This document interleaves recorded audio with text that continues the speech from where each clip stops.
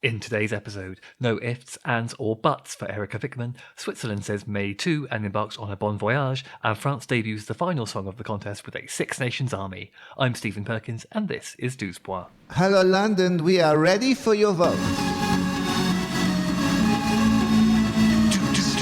It is Monday, 17th of March, and we've now got a full complement of songs for Basel 2025. We'll be looking at the final four song reveals in just a moment, but first, let's head for the headlines. We've joked a few times on this podcast about the 69th Eurovision Song Contest being extremely horny, but we never anticipated having to ask the following question. Is Erika Wickman's butt too sexual? Not to be outdone by Malta's Kant gate, Erika gave an interview to Swedish newspaper Expressen saying that the EBU had deemed her performance of Ich komme too sexual, adding, "They want me to cover my butt." She went on to say that she had changed her outfit in accordance with the EBU's request, but, in a peculiar plot twist, Finnish broadcaster YLE said that while there had of course been ongoing discussion with the EBU about the performance, there had been no direct request to make changes.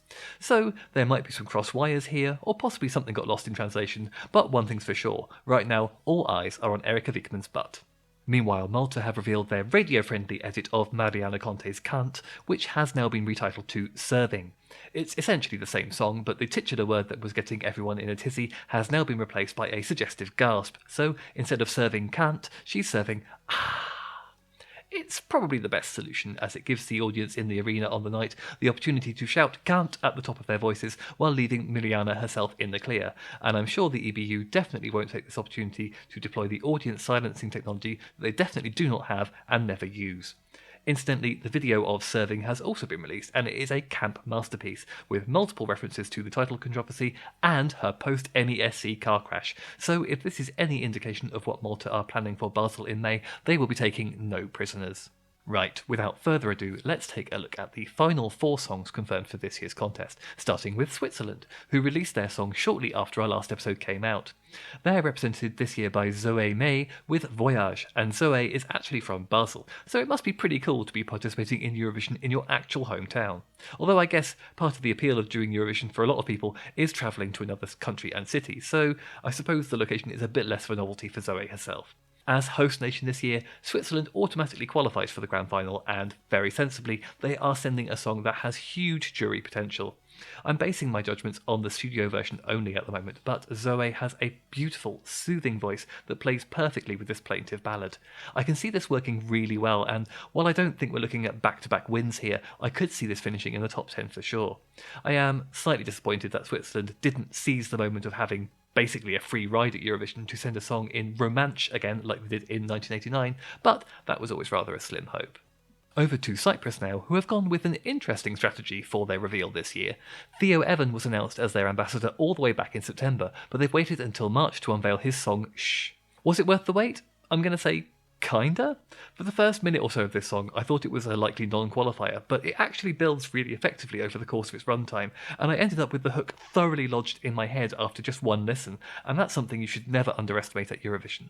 It's a club-friendly banger, so a similar sort of strategy to Austria and We Will Rave last year, but I think with much more potential to do some impressive vocals if he can pull them off live on stage. I think the success of this one is going to depend a lot on the staging, but the music video looks ambitious and he's a handsome lad for sure, so there's a lot working in this song's favour. He's got a favourable draw too, as he's performing in the second half of semi-final 1, and I think Tuesday night semi is the one that has fewer guaranteed qualifiers in it, so he's in with a shot. The song has real potential, so essentially it's going to come down to the live vocals and the staging, I think. Georgia's strategy, on the other hand, has been somewhat curious this year because at this point last week they hadn't revealed their artist or their song yet and hadn't even really given any indication of when they were planning to the point where I saw some fans online wondering if we were about to get another sudden withdrawal. However, they gave us the whole shebang on Friday, revealing that they would be represented by Mariam Shangalia with Freedom, dropping the video at the same time as the official announcement. Unfortunately, said announcement was met with a bit of controversy, as Mariam has publicly supported Georgia's ruling party Georgian Dream, who have a fairly pro-Russia stance. Even putting all of the politics aside, I couldn't really find much to get excited about with this song. It starts with a lot of bombast that reminded me slightly of Rise Like a Phoenix, but once we get into the actual meat and potatoes of the song, there just isn't much there. I don't speak Georgian, as you can probably tell, but apparently the song is a message of love and pride for her homeland. But I can't see there being much in it that's going to resonate with other countries as well, so I do think we're looking at a non-qualifier here. Sorry, Georgia. And the final reveal of this year's contest comes from France, who are waiting to unveil their song Maman by Luan in the Stade de France during the halftime show of Scotland versus France in the men's Six Nations. Quite a plum spot, since apparently 9 million French viewers were watching. Rumour has it that France are trying to rebuild interest in Eurovision domestically as part of a longer-term strategy aiming for their first win since 1977. So, the combination of an established star like Luan, who's released 5 top 10 albums in France in the past 10 years, plus a high-profile TV slot, suggests a fair degree of confidence in the song, especially with the elaborate performance that they staged, with Luan suspended way above the pitch while an army of drummers paraded below her. The song is a huge, passionate ballad addressed to her mother, who died of cancer when Luan was a teenager, and she delivered a hugely emotional performance in undoubtedly challenging circumstances. It was always expected that France's entry this year would be serious jury bait once we knew who they were sending, and this feels perfectly judged on that front, particularly with the use of Luan's own daughter's voice at the end of the song. I actually think the message could end up playing really well with voters at home too. A tribute to your parents is the sort of thing that transcends language barriers, and Luan's a very talented, charismatic singer who I think will really connect with viewers. I don't know if this is necessarily a winner, but I do think it will really stand out on the night and should be a high-place finish, potentially top 5. With that, before we sign off, let's take a look at who the bookmakers are currently favouring for this year's contest, now that all the entries have been revealed. At present, Sweden are the bookies' favourites with average odds of around 7-4, followed by Austria in second place with 7-2, then Israel at 7-1, and then France and Netherlands both around 9-1, rounding out the top 5. But this can and almost certainly will change, so we'll be keeping an eye on what the odds are saying as the contest draws closer. That's all for this week. Thanks as always for spending your time with me, and I hope you'll stick around for all of the exciting content we've got coming up on the road to Basel 2025.